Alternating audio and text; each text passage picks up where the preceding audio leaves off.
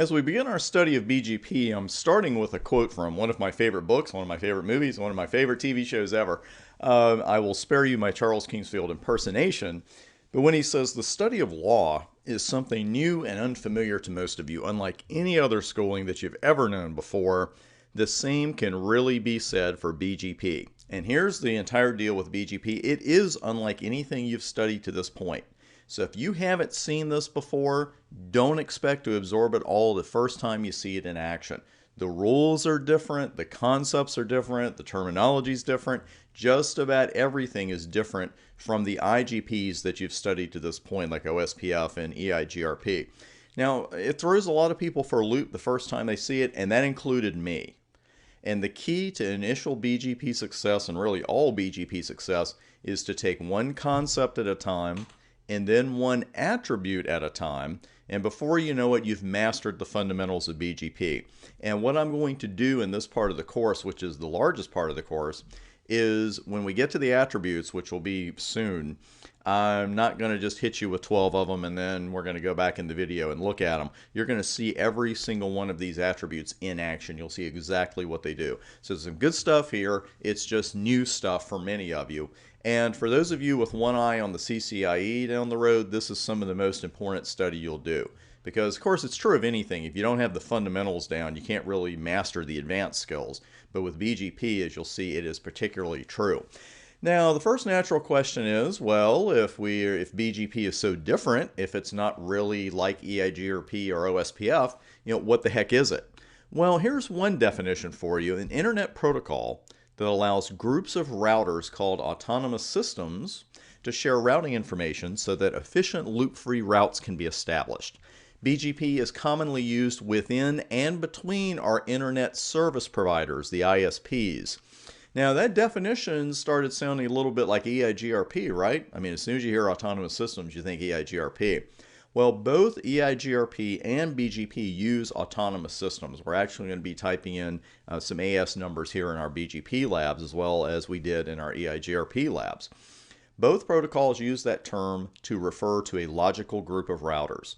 And the difference comes in really where BGP fits in the big scheme of things, because BGP is an exterior gateway protocol that runs between ISPs, where EIGRP is an interior gateway protocol that runs in the networks connected by the ISPs. I've always put it this way: BGP runs on top of OSPF and EIGRP. It runs higher in the big scheme of things. Now, BGP also shares some other characteristics with EIGRP. BGP supports VLSM and summarization, and we'll do some summarization here in one of the labs. BGP sends full updates when routers initially become neighbors, or in BGP speak, really peers, and after that, BGP will only send partial updates reflecting the latest network changes, because BGP updates can literally contain tens of thousands of entries. And in that case, we really don't want those going out, say, like RIP does every 30 seconds and then send the full table. That would not be efficient. Now, BGP, as I mentioned, we have peers, we have neighbor relationships, the same thing. They create these relationships before they exchange routes, and there are keep alives that are sent to keep the adjacencies alive. And of course, we know the deal here. If those keep alives disappear, the adjacency is gone. Now, BGP neighbors exchange much more information, much more extensive information, I should say, about networks than our IGPs do. Now, the additional BGP path information comes in the form of those attributes that I mentioned a few moments ago, and these path attributes are contained in the updates sent by BGP routers. And we're going to master these attributes, especially the fundamental ones, because they are the key to success with BGP. And it also starts with knowing which ones are what we call well-known and which ones are optional. And if these are terms you've heard before, we're going to go over those lists. Believe me, if you haven't heard them, don't worry about it, because we're going to get to it in the next video or two here. We got a little folderol to go through before we get to the labs, though. A few rules we need to know.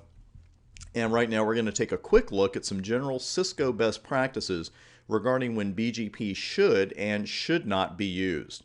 Now, when BGP should be used is when your company is connecting to more than one AS or ISP, because decisions on the best links to use can be made by utilizing these BGP path attributes. We will see that live. the routing policy of your organization and your ISP just may differ a little bit, that's when BGP can come in handy. And if your company is an ISP to begin with, because when traffic from other autonomous systems use your AS as a transit domain, BGP will definitely come in handy. So in short, if your AS has more than one connection to other ASs, or other ASs are using your AS as a transit domain, you'll definitely be using BGP. There are a few circumstances when you should not use BGP. When there's a single connection to the internet or to another AS and no redundant link exists. When you don't care which path is used to reach a route in another AS, you may have that situation. And when router resources are limited, again, as always, that's a relative term, but BGP does hammer the memory and the CPU quite a bit. And also, when there's a low bandwidth connection between multiple ASs, in that situation, we may go with some static and default routing instead of running BGP. Now, all of this will become a little more clear, first off, when you watch the video more than once, but secondly, when you see BGP in action. And at the beginning of the very next video, coming up next, we're going to get our first BGP adjacency built.